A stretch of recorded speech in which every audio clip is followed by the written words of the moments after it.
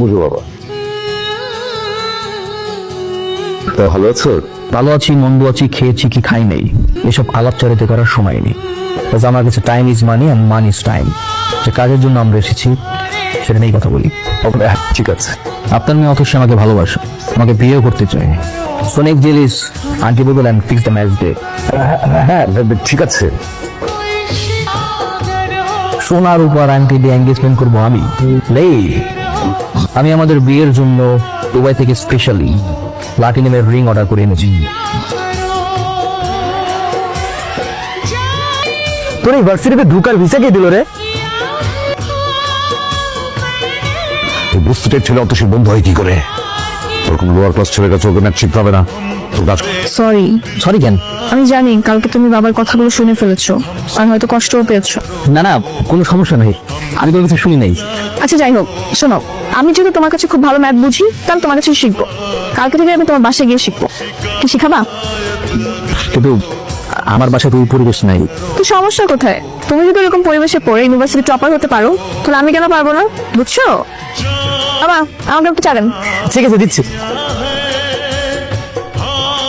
কি করতেছেন এইসব? মাসে মাসে থাকতে পারবা, ভাড়া দিবে না, এইরকম ভাড়াটি আমার দরকার নাই। ভাই আমি আপনার বললাম তো আমার 2 দিন সময় দেন, আমি আপনার সব টাকা দিয়ে দিতেছি ভাই। এই তোমারে তো সময় দিতে দিতে আমার ভরি নষ্ট হয়ে গেছে। তোমারে সময় দেওয়ার আমার টাইম নাই। ডাক্তি বুঝ খাবেন, যা চলে যাবা। ভাই আমি না নতুন একটা টিউশনে পাইছি, টিউশনের টাকা পাইলে আমি আপনার টাকা দিয়ে দিতেছি। এই তোর পকেটে 2 টাকাও নাই, তুই টিউশনি করে তুই খাবি না আমারে টাকা দিবি? কই যাচ্ছিস? তোকে বললাম না রাইসুলের কাছে আমি টিউশন করবো, এটাই ওর বাসা। ও কেন বেশি কি টিচার অভাব পড়ছে? দেখ এমন কিছুই না, ও খুব সহজ সরল একটা ছেলে। আমি জাস্ট তোকে সাপোর্ট করতেছি, দ্যাটস ইট। শুধু তুই সাপোর্ট করতেছিস, আমরা তোমার কাছে তোকে ভালোবেসে ফেলেছিস। দেখ ভালোবাসা টালোবাসা এখানে কিছুই না। তোরা হয়তো খুব রিচ কিড, স্মার্ট, ড্যাশিং ছেলে পছন্দ করিস, বাট আমার জাস্ট একটু আলাদা। আমি সবসময় চেয়েছি লাইফ পার্টনার হিসেবে একজন সহজ সরল, অনেস্ট, কেয়ারিং মানুষ। বাই। তো এই শুক্রবার আমাদের বিয়ে হচ্ছে। পা নামাও। বাবাই বিয়ে হচ্ছে না। কেন? আমি যে রাইসুলকে চিনতাম, যাকে আমি ভালোবেসেছিলাম, সেই রাইসুল তুমি না। তোমার পরিবার, তোমার ফ্যামিলি এই রেসুলকে পছন্দ করে, ওই রেসুলকে না। বিয়েটা আমি করব, আমার ফ্যামিলি না। আমাকে অপছন্দ করার কারণ?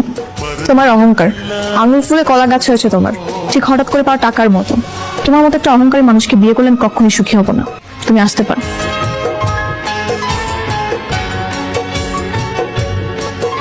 বাবা ফোন দিচ্ছ কেন? কালকে আমার সাথে একটু দেখা করতে পারবা, শেষবারের মতো? ঠিক আছে।